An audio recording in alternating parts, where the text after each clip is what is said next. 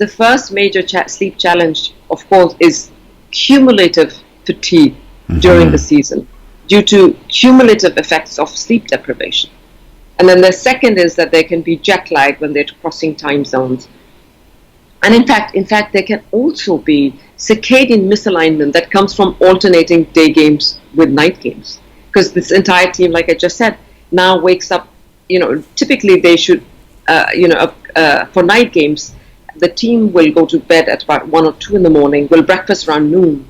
But then, if they have a day game the next day, they have to wake up at 7 in the morning or 8 in the morning to be at the ballpark. And of course, there are a lot of players who have sleep disorders or may have insomnia or difficulty initiating or maintaining sleep. And that's where that sleep reactivity that we were talking about becomes relevant, because these are the players who, they have a predisposition to develop sleep issues. Definitely. And Meeta, when we talk about that cumulative sleep debt that occurs over the course of a season, and I'm sure practitioners can even relate to that, strength coaches, therapists, doctors working long hours, it sort of starts to accumulate over a year.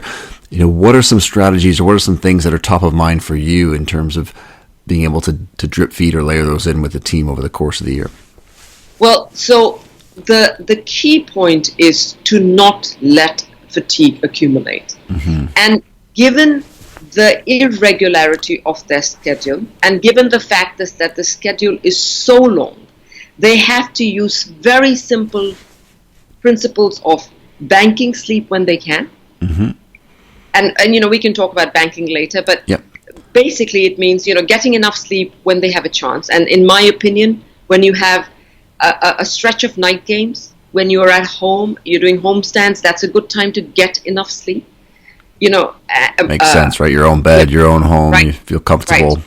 Right. Although I'll tell you, Mark, a lot of players sleep better on the road because they have young families at home. Yes, exactly. So because they have distractions. The second, so it's all a matter of, banking sleep when you can, playing catch up once you're done with the travel. So you're going to get less sleep. Well, then now you have to make up for it, and then and so that you're prepared for the next obstacle, so to speak. So you always have to be. You have to prepare for your sleep like you would prepare for training or diet. Then you get it done.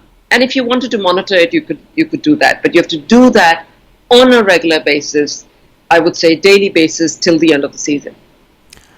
Terrific. And, you mentioned as well the times of days. And, last season I had Michele Estella, a researcher from Australia, on talking about chronotypes and athlete chronotypes. And I was interested when he mentioned a study around batting averages and sort of the morning larks versus the night owls. And as you mentioned, there's day games in baseball. And of course, these morning larks had a better batting average than the day games, which, wasn't the biggest study, but it is interesting, isn't it? The chronotypes and circadian rhythms. Can you touch a bit on as well how big an impact that can have between those days, especially that Tuesday night game followed by the Wednesday afternoon game? Obviously a very short turnaround there. Is that something that you're just doing your best to take the edge off? Is there strategies that can be put in place for players in situations like that? Well, so I know Michele really well. We were on a panel together. Terrific. On the World Sleep meeting. This was in Vancouver earlier in September this year. But so for your audience, a chronotype is basically diurnal preference. So it defines the time at which one feels his or her best. And your audience members might instinctively know this as if they're either night owls or morning larks. And of course, there is an intermediate, right? And so so there are two reasons why chronotypes would be important. Number one is because peak athletic performance, there is a time during the day when it tends to peak, and so if you're a morning person, your peak performance will occur earlier during the day. If you're a night owl, it'll occur later during the day. And ideally, you'd want all the players on the team to peak together, and you'd want that peak performance to occur at game time. Right, so there are these different, moving parts. but so it's not just well, so let me back up and finish what I'm saying here first. So this is really interesting because of that study which you were talking about, that pitchers who are morning larks pitched better during day games. Mm-hmm. And so what this is something that I do with individual athletes. We use strategic light exposure and avoidance and scheduled sleep times and bedtimes with the goal that you can shift your circadian rhythms so that it can align to your game times. I mean, so that's how it's done. You really don't need any medication. It's all a matter of sleep times and light exposure. And that, yeah. Yeah, that's terrific. And I was going to ask as well, today across all sports, we see younger and younger athletes making it to the professional ranks. Previously you'd be in your early 20s before you made it to the NBA or to Major League Baseball. And now we see 19-year-olds, much more prevalently 20-year-olds. And, I know that adolescents have a sort of a delayed, more of that night owl chronotype. And so, with the early morning starts for a lot of these teams, I know some changes have been made for certain teams in spring training with the start times and whatnot. Can you comment on that and how that could impact, a younger athlete versus, say, a 32-year-old baseball player? Absolutely. So you're absolutely right. So the first thing is that, yes, younger athletes have a tendency to be more of night owls. As you get older, actually, that becomes less obvious. So they're more likely to be morning people. And I would say that overall, my advice to all teams is delay coming into the ballpark as much as you possibly can.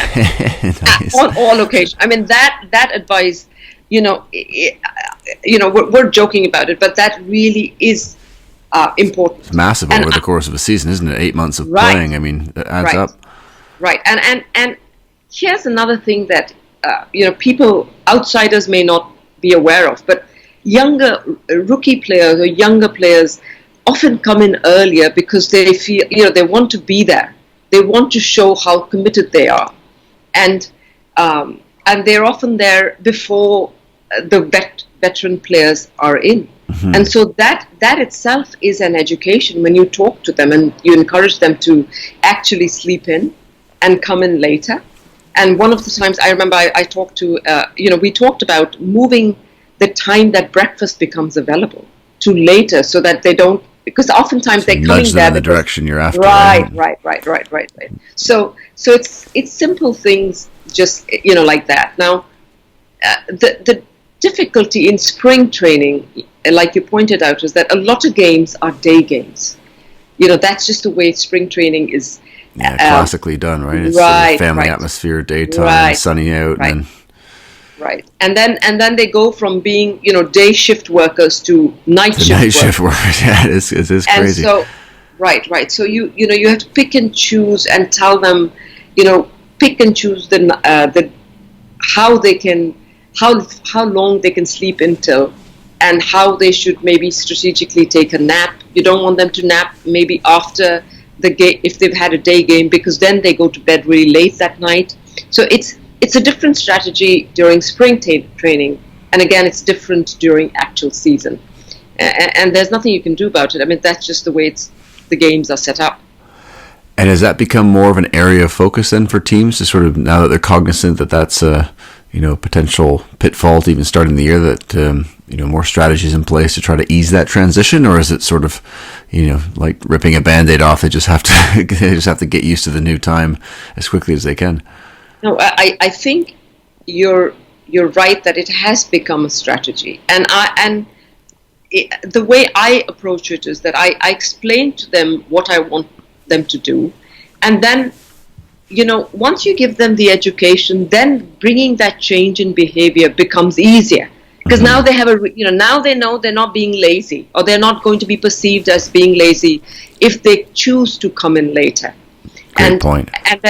And then the other thing also is that you have to take into account people's chronotype. So when you give them education as an entire team and then work on them with them one-on-one, then they can then they can make that strategy their own. So it may be better for somebody to drive in at about 9 or 10 in the morning and then work out there, while it may be better for another player to come in at about 10 or 11. Again, it has to be individual. And when people start individualizing what they can do with the blessing of their coach, then you know that things are going to work, because now they have some ownership of what they're doing.